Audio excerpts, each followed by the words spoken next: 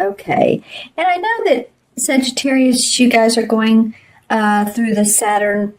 I believe Saturn's in your first house. And I completely understand what that's like. Being a Libra sun, Saturn spent some time in my house, first house, and I just have to tell you that there is growth and opportunity to come of it. It feels sometimes like you're fighting the waves and trying to stay afloat, but believe me, the lessons that are learned of Saturn, and we don't want to have to learn lessons, but let's just say the experiences and opportunities that come up with Saturn allow us to grow and evolve and better things to come. So just remember, there's always light at the end of the tunnel, and you may be having a great time with Saturn. Some people look at it as like a Mercury retrograde.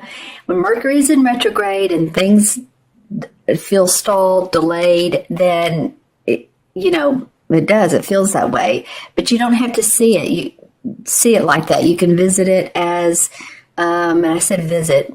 It really is like revisit. It's like having old friends coming into your life. It's revisiting what you're doing in your life and seeing if that's working for you. So you can look at Saturn as the same way. It's going to bring opportunities up for you to grow for the future. All right. Well, okay, Sagittarius, let's take a look at these cards. Interesting. I'm going to put these two over to the side so you can actually see. The first three cards are all women. Interestingly enough, the card depicts women.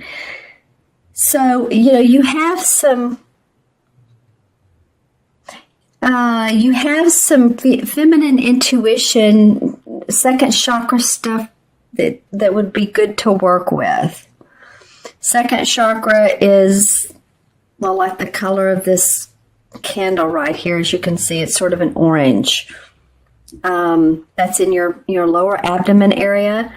Feels like physically, especially for females, any type of menstrual cycles or postpartum depression, anything like that. I'm not really sure why that's coming up with this, but it is anything else that if you're in your later years of womanhood, then of course then you have the change of life.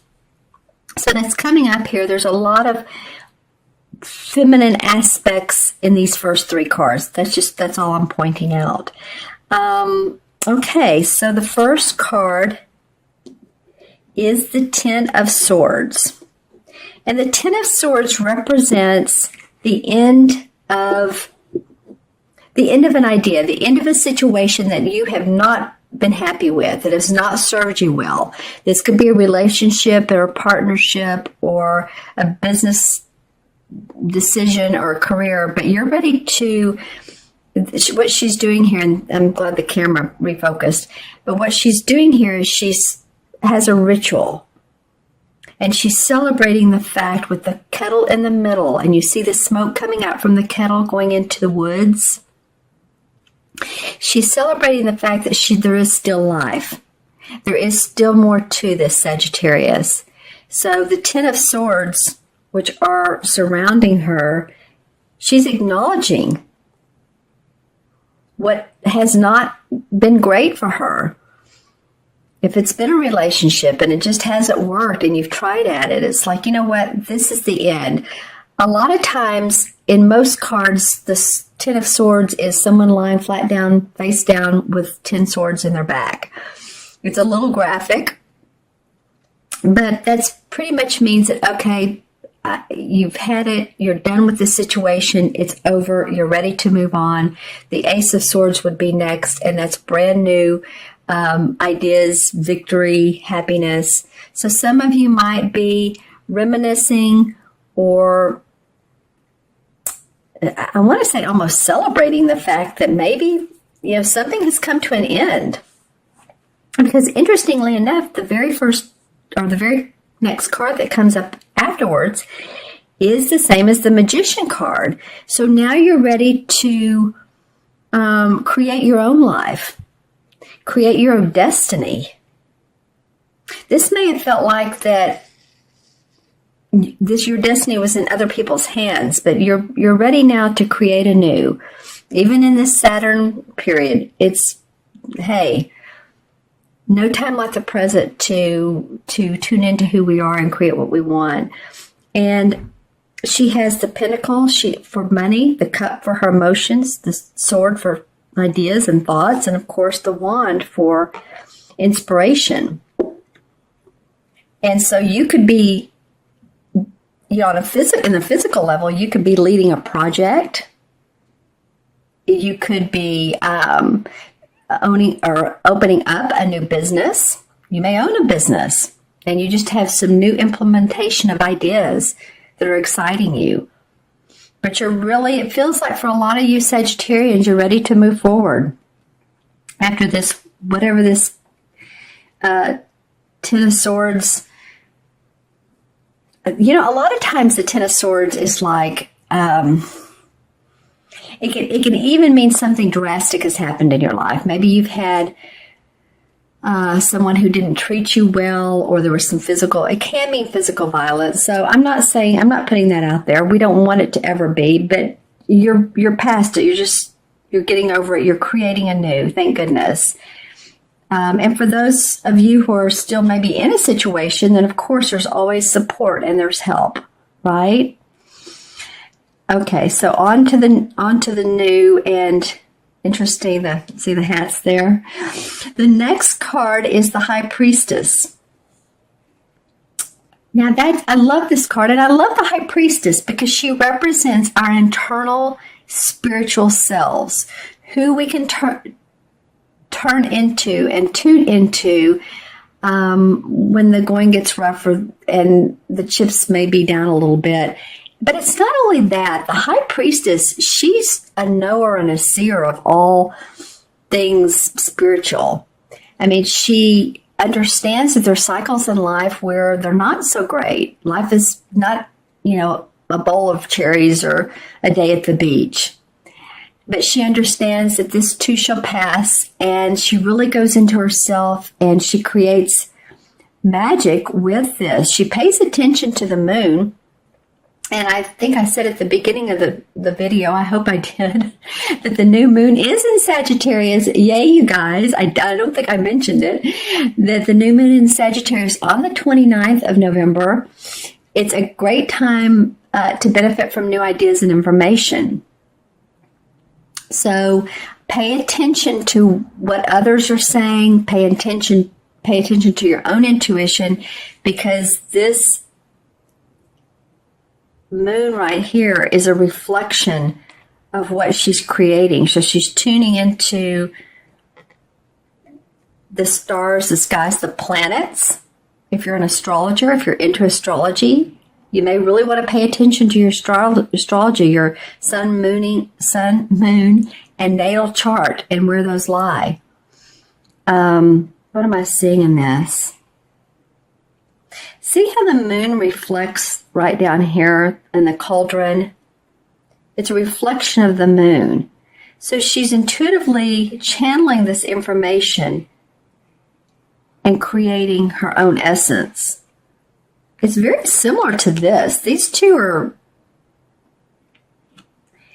The only difference really is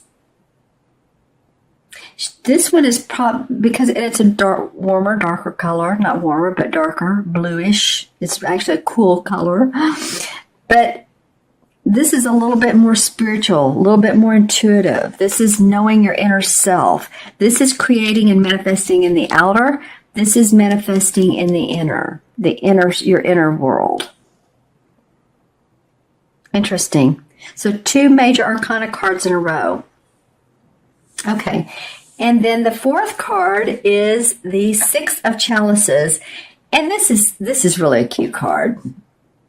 I love the 6 of Chalices anyway, and it always depicts 2 kids, always cute little kids. And as you can see, they've had their picnic and their silverware out, and their cups and their dishes and they're in this meadow and holding hands with this canary. I guess the canary represents cheeriness and songbird, right?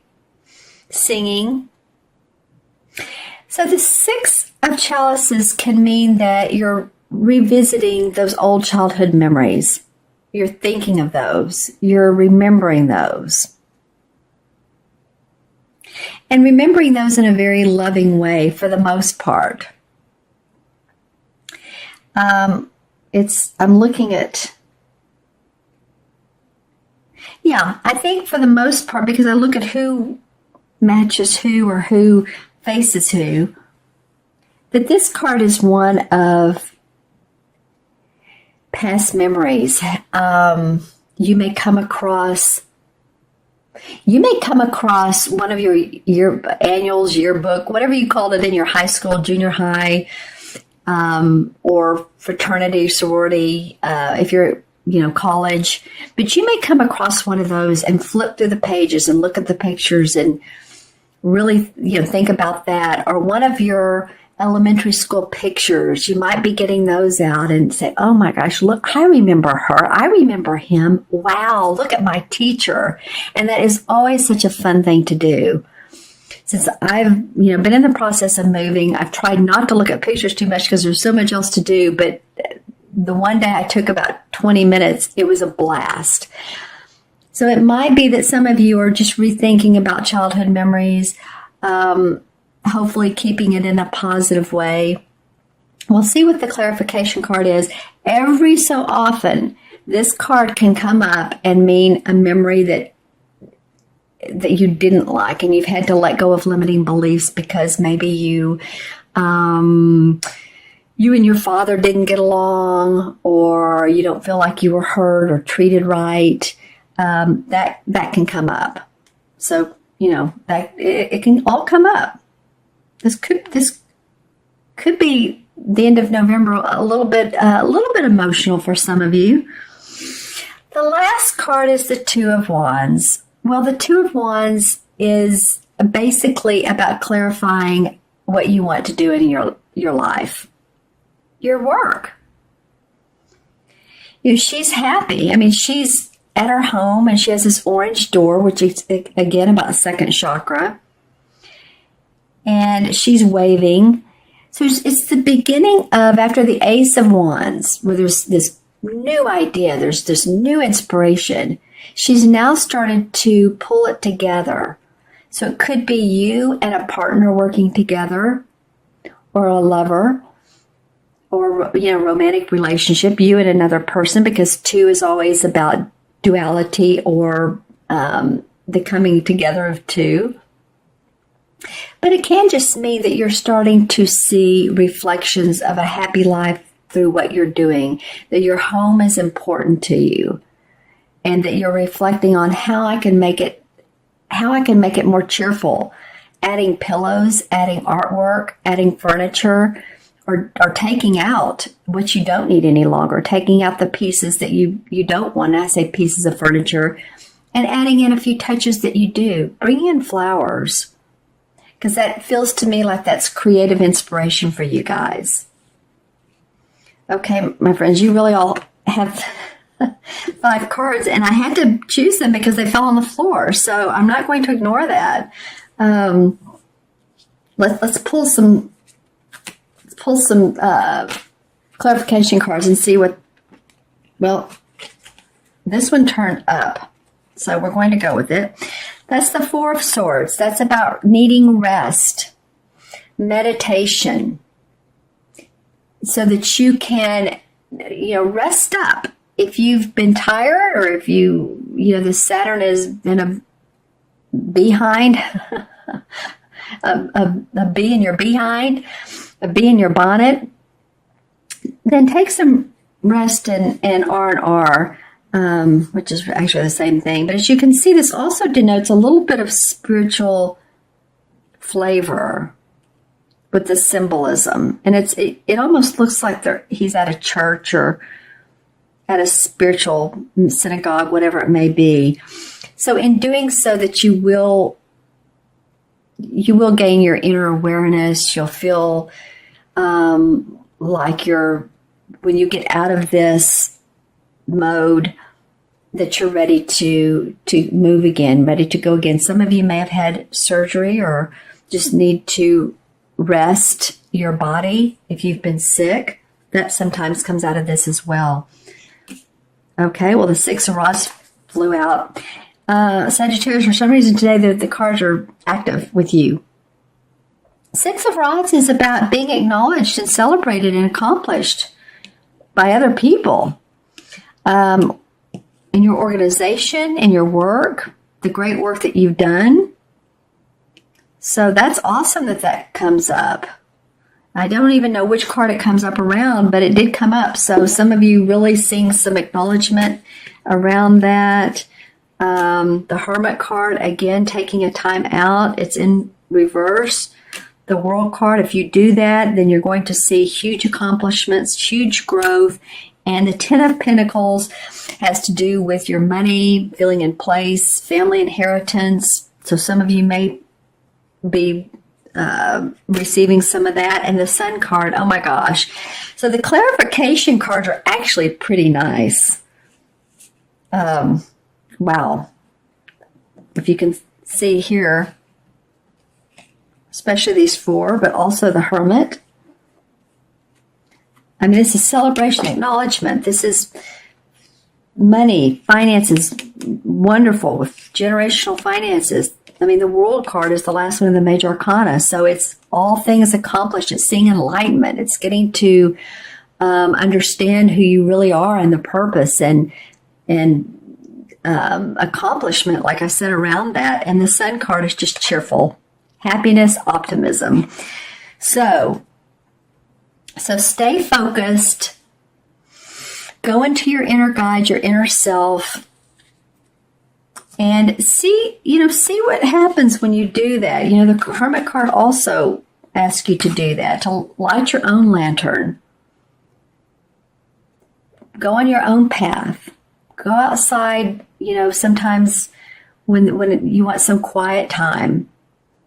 What are the stars telling you? What is the earth telling you? And meditate on that. Well, Sagittarius, okay. Let's add up these cards numerologically. So we have 10, 11, 13, 19, and 21. Well, it's interesting. That's what came up for the last reading, and I believe that was Scorpio. It's 2 and 1, so 3 may become a message from the universe. It's about expression, you guys. It's about expressing. Okay, what feels to me is expressing yourself in your highest. How do I want to say this? The best way you can. Expressing your values, expressing your heart. What you want in life, and not only talking to other people about it, but write it down. Make some notes to yourself or mental notes to yourself. How do I want my life to look? Because you got a variety of cards here that really talks about that.